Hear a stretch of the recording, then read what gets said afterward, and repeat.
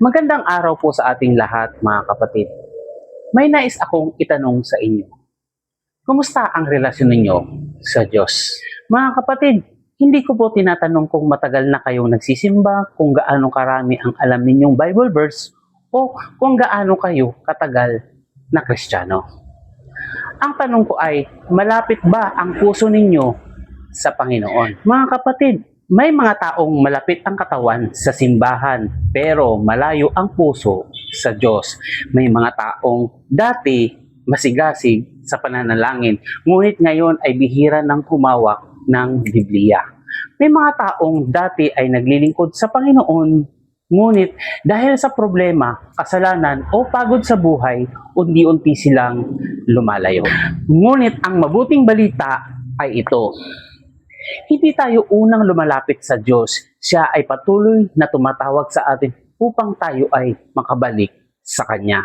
Mga kapatid, pamagatan na lang natin itong pagpapanumbalik ng relasyon sa Diyos or restoring relationship with God.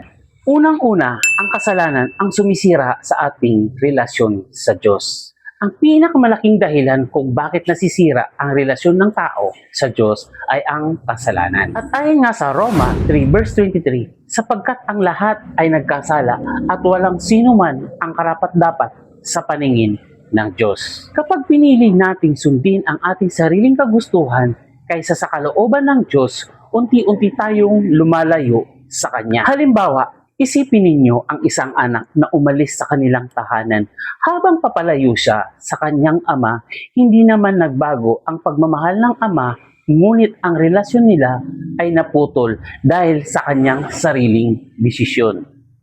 Ganoon din tayo sa Diyos. Hindi siya ang lumalayo sa atin. Kadalasan, tayo ang lumalayo sa Kanya. Pangalawa, ang tunay na pagsisisi ang daan pabalik sa Diyos. Hindi sapat ang pagsasabing, Panginoon, patawarin mo ako. Ang tunay na pagsisisi ay may kasamang pagbabago sa buhay. At ayon nga sa talata ng Gawa 3 verse 19, kaya nga magsisi kayo at manumbalik sa Diyos upang patawarin ang iyong mga kasalanan. Kapag ang tunay na pagsisisi ay makikita ito sa ating mga desisyon, pananalita at pamumuhay, ang Diyos ay hindi naghahanap ng perpektong tao.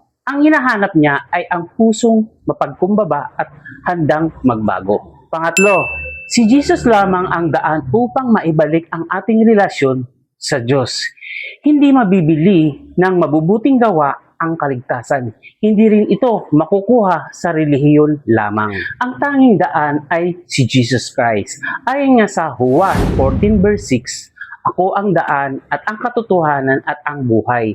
Walang makakarating sa Ama kundi sa pamamagitan ko. Sa pamamagitan ng kanyang kamatayan at muling pagkabuhay, binuksan ni Jesus ang daan upang tayo ay muling makalapit sa Ama. Pang-apat, ang naibalik na relasyon ay dapat alagaan araw-araw.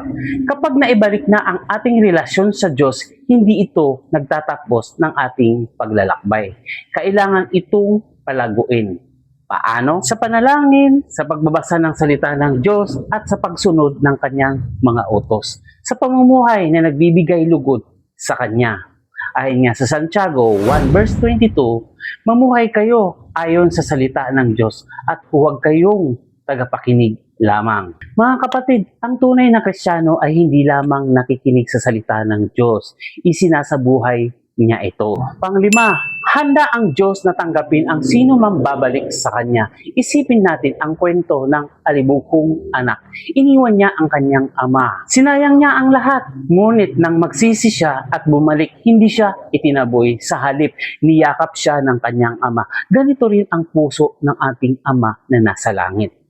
Ayon nga sa Lucas 15 verse 20, malayo pa lamang siya ay natanaw na siya ng kanyang ama.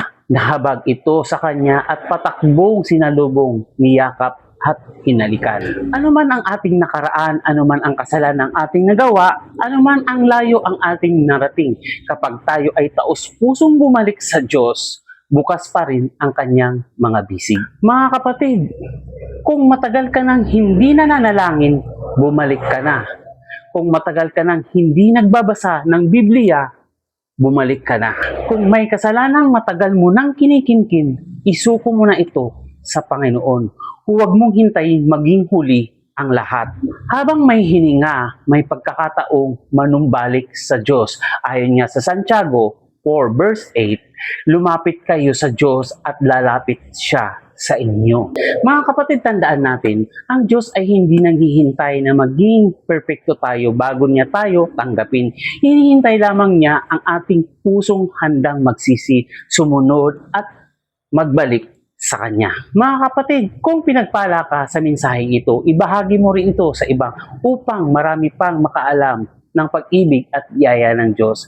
Patuloy tayo mag-aral ng Kanyang salita, mamuhay ayon sa Kanyang kalooban, at araw-araw na palalimin ang ating relasyon sa Kanya. Mga kapatid, pagpalain tayong lahat ng ating Panginoong Diyos. Amen.